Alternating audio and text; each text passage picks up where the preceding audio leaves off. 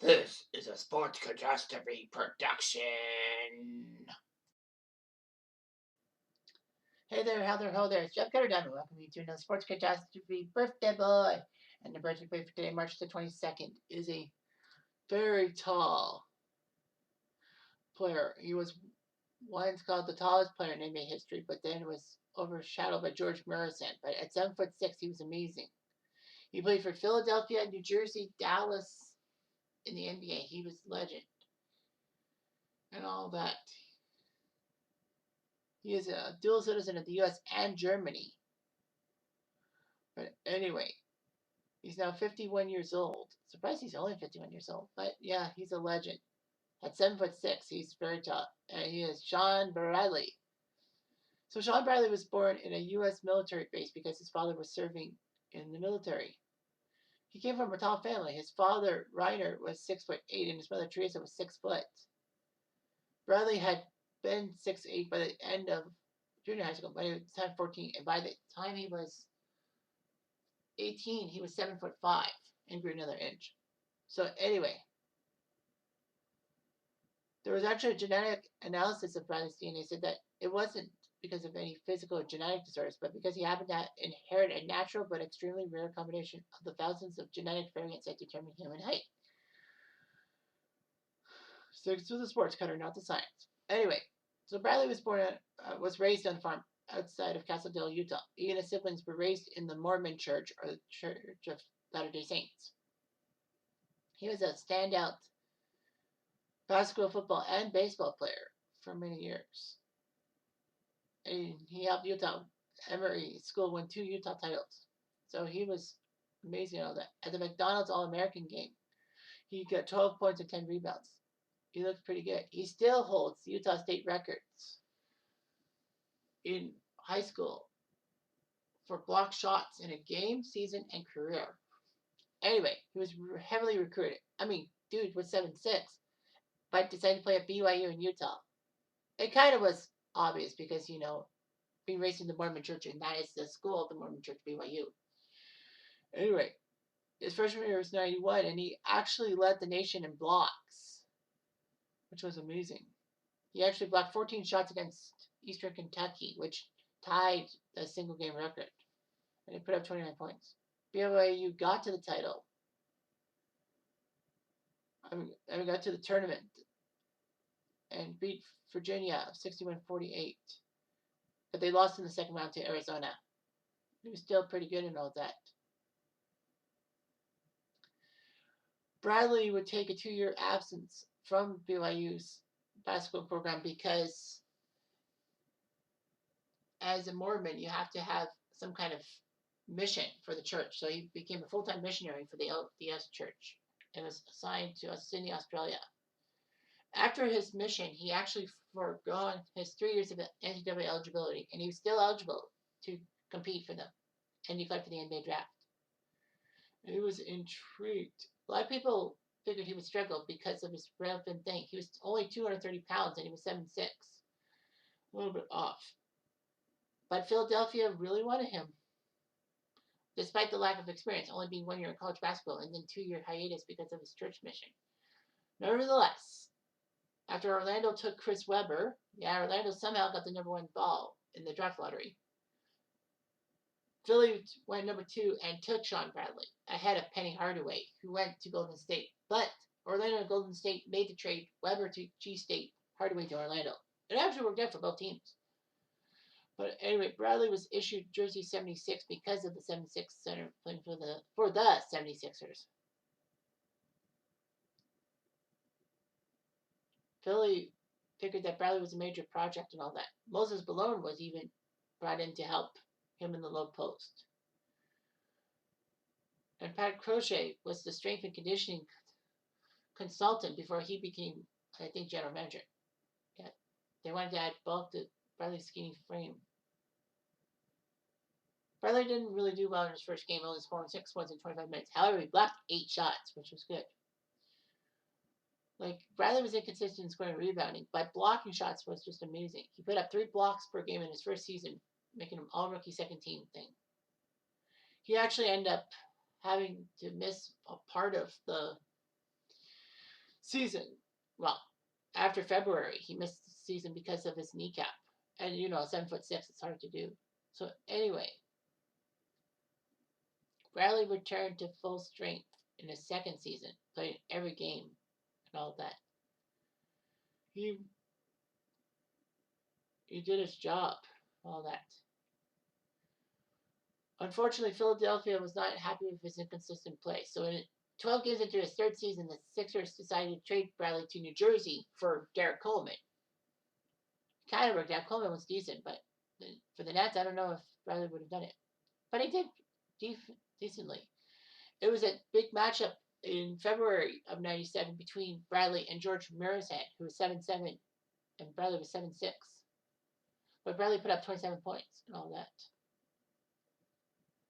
So anyway, he was just done what he could do. He actually picked up back-to-back triple doubles in April of '96, becoming the first player in NBA history to do so. Well, double-figure block shots twice in a single season. So he blocked 3.7 shots per year. The problem with Bradley was that with John Calipari being named head coach of the Nets and John Nash being the GM, they didn't think that Bradley was good enough at 7'6" as an enigma. Willis Reed, the former Nets GM, believed in him. So to save some cash against the salary cap, the Nets decided to trade his contract to Dallas in a 9-player deal.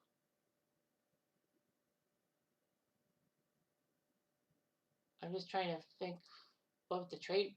What was the trade? Was that Steve Nash or something? No, Nets and Mavericks. That can be. So the trade was.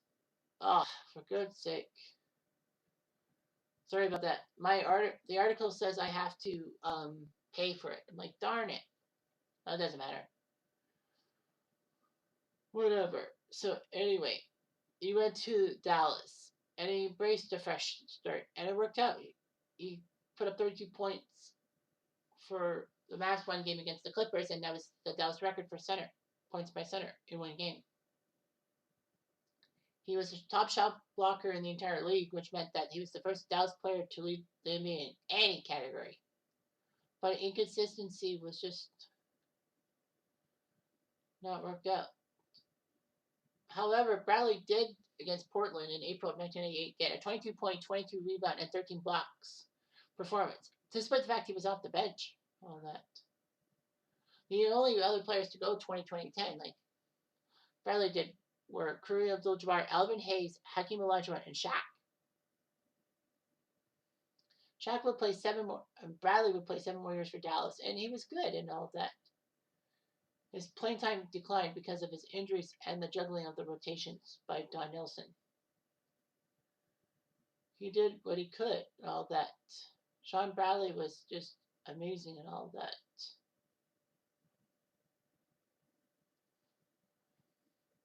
Bradley actually competed internationally for Germany at Eurobasket 2001. Because of Bradley's German mother, he could play that. Post basketball, he got involved with a co-educational private school in Utah for LDS and all that. But he's done pretty well for himself. He ran for a seat in the Utah House of Representatives but lost. Known for charity Brian's House, a facility for children affected by HIV and AIDS and all that. He participated in Basketball Without Borders in Africa.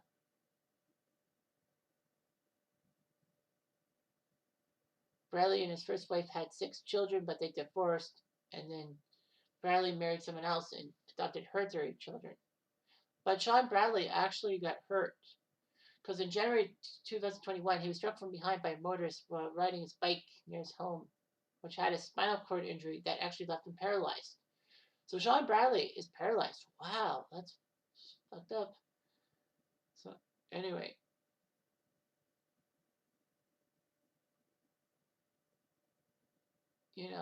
The driver did leave the scene of the crash, but came back later. But anyway, Sean Bradley, in an interview with Sports Illustrated just recently, said he and his family intended to move into a wheelchair-friendly home in Dallas for his rehab. He says his height's a hindrance as as being a quadriplegic at his height, 7'6", has no medical precedent. So anyway, yeah, he did what he could do. A couple of things about Sean Bradley in popular culture. One is that there was an ESPN short called Posterized, and Sean Bradley would be posterized by many dunkers. Like Vince Carter, I think, posterized him a couple of times. Tracy McGrady, I can't remember all of them. Anyhow, Sean Bradley was part of the movie Space Jam, which saw the stars lose their talent to the nerd looks. You had Muggsy Bogues, Larry Johnson, who had did a birthday boy on just 8 days ago. Charles Barkley and Patrick Ewing. The funny thing is that Danny Ainge, the one I did on St. Patrick's Day, the birthday boy, did have a part in Space Jam too, but he didn't have his talent stolen. He was just being a ball hawk. Anyway, Bradley, Sean Bradley was one of them to get the talent stolen and all that. So yeah, that's amazing how Space Jam seems to always want to come back. Anyway, in his career with Philly, New Jersey, and Dallas, he played 832 games, 8.1 points per game, and 6.3 rebounds per game. But blocks per game, 2.5 overall. He did very well. He had a 4.0 BBG, not GPA, but BPG, blocks per game in 97 with the Nets. Well, 40 games with the Nets. But anyway, Dallas, he played 5 playoff campaigns. 2003, they got to the NBA semifinals, but lost to the Spurs. So yeah, he still did okay, but unfortunately, when you're 7'6", sometimes it's not the best thing to happen. Yeah, tallest players in NBA history. Well, at 7'6", well, he trails George Morrison and Mehmet Bol, who both were 7'7". Taco Fall, a Boston icon of 7'6". Slavko Frenes from Montenegro played for Portland. He's 7'6". Sean Bradley, Yao Ming, 7'6". Yeah, so still one of the tallest ever, and tall like a giraffe. That's all I gotta think. Anyway, I'm Jeff Diamond. I do.